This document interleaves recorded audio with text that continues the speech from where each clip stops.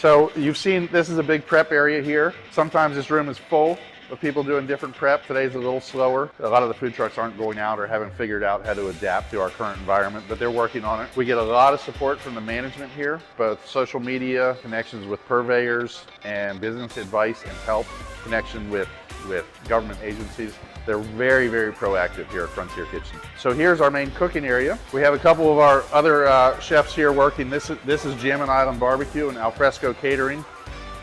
Check them out online. They really do amazing stuff, and we collaborate with them frequently as well. So we have cooking, more prep, the heart of any kitchen, the dishwasher.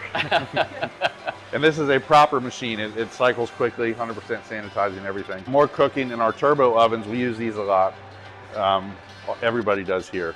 Yeah. So these can handle, as you see, there's 4 of them. They can handle a lot of volume. Over here, we have a really cool piece of equipment, and that is our stand-up oven. You can wheel in a whole baker's rack, and it rotates and can handle, I don't even know how many loaves of bread at a time, but wow, but a lot. We're getting some of our prep here going today too. This is David from Jammin' Island Barbecue. Check them out on Instagram as well. Great food truck and caterer. They do amazing meal prep. We're getting ready to vacuum pack some of our barbecue pulled pork as well. That goes to farmers markets frozen. It's a big, big seller. Great to have in the freezer for nachos, barbecue sandwich, chili, easy, quick protein. Cool. So we can take a quick peek into our walk-in freezer, which is pretty full. And if you want to take a look at our pancetta here real quick. So our pancetta, like I said, this is Longstone Farm and Harmony Hill Farm Berkshire pork. These animals are 100% pastured. You go to their farms, they are beautiful. Grass everywhere. They mostly eat radish and overwintering crops that they plant, because what those crops do is they burrow and they loosen the soil, and then the pigs root to get those crops in the spring because they're overwinter crops. So very distinct flavor, very nice pork and fat cap, but not too much. So this is our pancetta, cured in very traditional Italian style. Juniper, thyme, bay leaf, black pepper, a lot of garlic, and a couple other secret ingredients.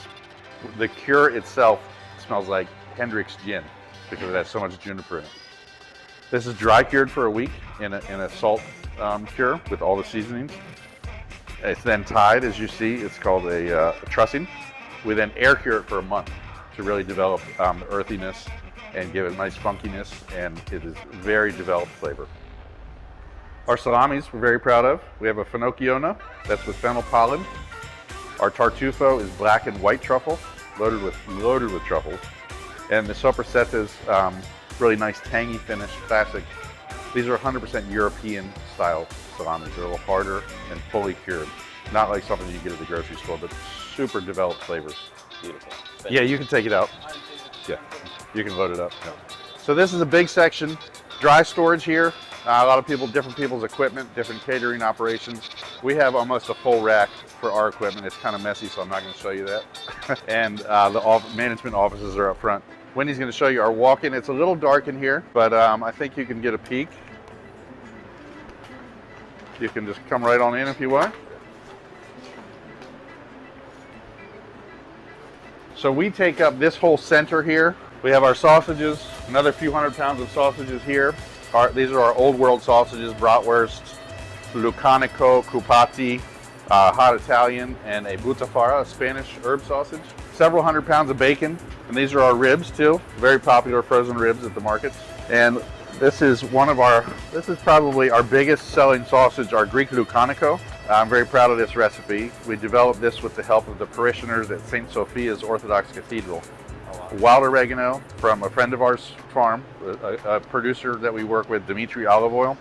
They have a farm in Sparta. So wild oregano from them, orange zest, and a lot of other flavors. Really bright, vibrant sausage. That's the idea. We really want to stick with authentic. If you're Greek, we want it to taste like home. If you're Georgian, our Georgian cupati, I've been named an honorary Georgian because of my Georgian cupati sausage, or our Georgian cupati sausage. Yeah. And Walter is loading the smoker with several hundred pounds of bacon if we want to take a look at that. Absolutely.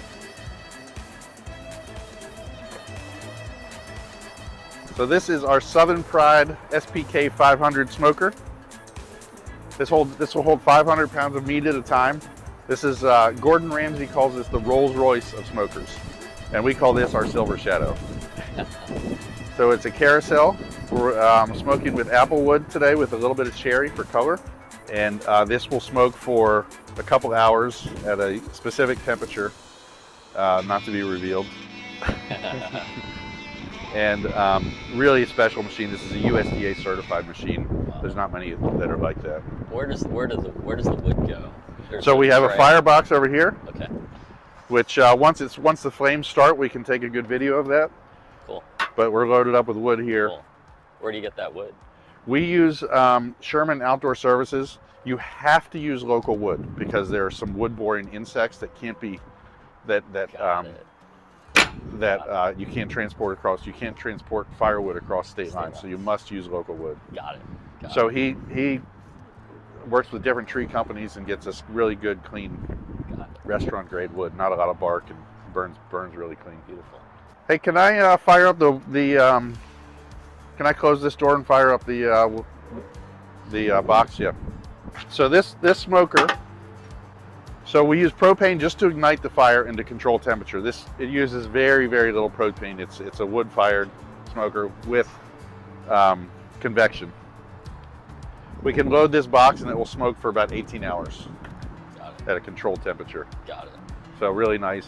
A not to be disclosed temperature. Yes. Got it. Can't give away all the secrets here. This machine runs between 30 and 40 hours a week. Wow. I work with MV Culinary down in Nashville on these. The guy, he's a very accomplished chef himself, and he's something of a mentor for us. And I can get him closer, but it's worth the drive, and he's a great guy. Walter's loading up our brown sugar, red pepper, and our most popular, and the orange fennel. And it just smells great. I was driving up here, and I'm pretty sure it was you guys. It was us, yeah. Because that's the smell, and it's just like, it smells phenomenal. I mean, it just smells really good. I don't know if it's the combination of all of them, or the wood is, right. And then when the pork smell starts really coming out the chimney, in a few minutes there'll be smoke rolling out of the chimney. Yeah. But this machine it really is the Rolls Royce of smokers.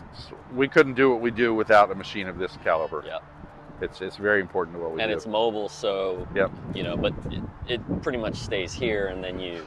Yeah, it goes to farmers markets once a week when we do barbecue on Wednesdays, but it stays here for the most part. Got it. Okay.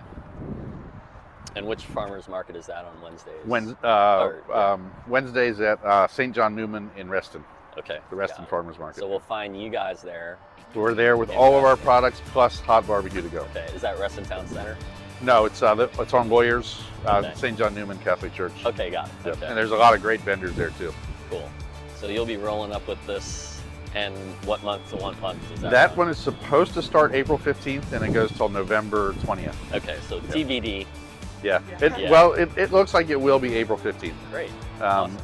Unless something changes from the government regarding farmers markets. Sure. Cool. Great. Well, we'll keep our fingers crossed, and hopefully we'll see you there. Yeah. That sounds great.